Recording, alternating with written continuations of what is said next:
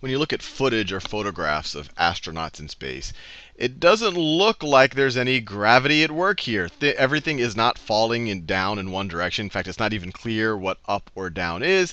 Everything just floats around. If I were to push off of this wall, I would just float in that direction.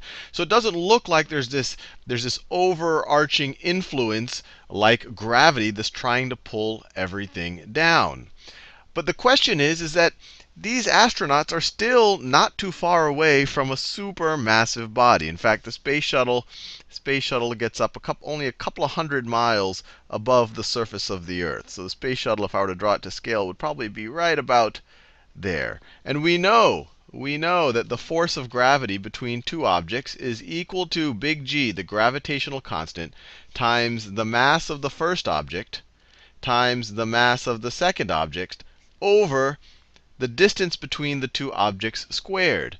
And if the space shuttle is right here, only a few hundred miles above the surface of the Earth, this r isn't that different. It's a little bit further than if you were at the surface of the Earth. Remember that r is measured from wherever you are to the center, from the center of the Earth, or really the center of the object to the center of the Earth. The center of the Earth represents most of the distance here. So if I'm at the surface of the Earth, or if I'm just a few hundred miles above the surface of the Earth, it's not going to change r that dramatically, especially in terms of percentage. So when you look at it this way, it seems pretty clear that the force of gravity for someone who is in space only a few hundred miles above the Earth should not be that different than the force of gravity for someone who is on the surface of the Earth. So my question to you is, what gives? If there should be gravity in space, how come we see all of these pictures of people floating around like this?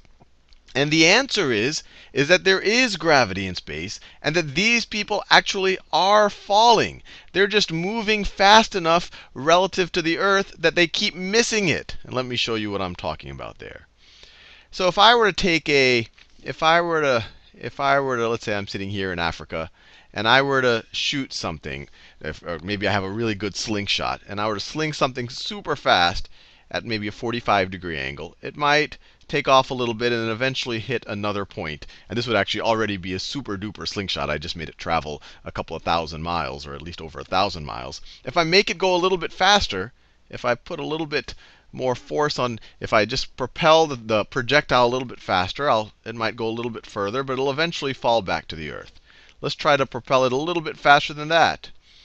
Then it'll still fall to the Earth. Let's propel it even faster than that. Well, then it's still eventually going to fall to the Earth. I think you might see where this is going. Let's go even faster than that. So if we go even faster than that, eventually it'll fall to the Earth. Even faster than that. So if you were to throw an object even faster than that, it would then go really far and then fall to the Earth. But I think you see what's happening. Every time you go faster and faster, you throw this projectile faster and faster, it gets further and further up to some velocity that you release this projectile. And every time, and whenever it's trying to fall to the Earth, it's going so fast that it keeps missing the Earth. So it'll keep going round and round and round the Earth. And a projectile like that would essentially be in orbit. So what's happening is, if there was no gravity for that projectile, if there was no gravity, the projectile would just go straight away into space. But because there's gravity, it's constantly pulling it towards the center of the Earth, or the center of that projectile and the center of the Earth are being pulled towards each other, I guess is a better way to think about it. The force of gravity is doing that. And so it's curving its path. And if it's going fast enough, if the projectile or whatever object we're talking about is going fast enough, it'll just keep going round and round the Earth. And since there is almost, pretty much for most purposes, no air at, if you go high enough, especially the altitude that the space shuttle is, no noticeable drag, this thing can just keep on going for a substantial amount of time. Although there is just a little bit of drag, and that's why over time you do have satellites slow down, because there is just a little bit of air resistance. So the answer to this conundrum is that there actually is gravity. It's not a gravity-free environment. It's just that the astronauts and the space shuttle and everything else that's in the space shuttle, it's all falling, but it's moving fast enough that it never hits the Earth. It keeps missing the Earth. It keeps going round and round and round, but it is completely under the influence of gravity. If they were to just slow themselves down, if they were to just brake relative to the Earth, and if they were to just they put their brakes on right over there, they would all just plummet to the Earth. So there's nothing special about going 300 or 400 miles up into space that all of a sudden gravity disappears. The influence of gravity, actually on some level, it just keeps going. You can't, it might become unnoticeably small at some point. But definitely, if you're only a couple of hundred miles up in the air, there is definitely gravity there. It's just they're in orbit. They're going fast enough. So if they just keep falling, they're never going to hit the Earth.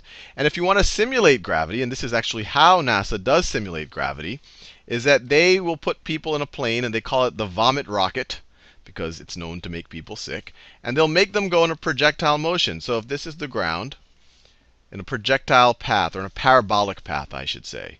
So the plane will take off, and it will do a path exactly the same as something in free fall, or in a parabolic path. And so anyone who's sitting in that plane will experience free fall. So if you've ever, right when you jump off of if you've ever bungee jumped or skydived, or even the feeling when a roller coaster is going right over the top and it's just pulling you down and your stomach feels a little ill, that feeling of free fall, that's the exact same feeling that these astronauts feel, because they're in a constant state of free fall.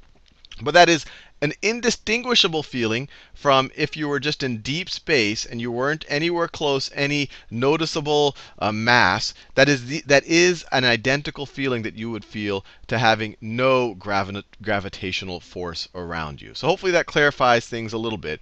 To someone who's just sitting in the space shuttle, and if they had no windows, there's no way of them knowing whether they are close to a massive object and they're just in free fall around it, they're in orbit, or whether they're just completely far away from any massive object and they really are in a state of, or in a place where there's very little gravity.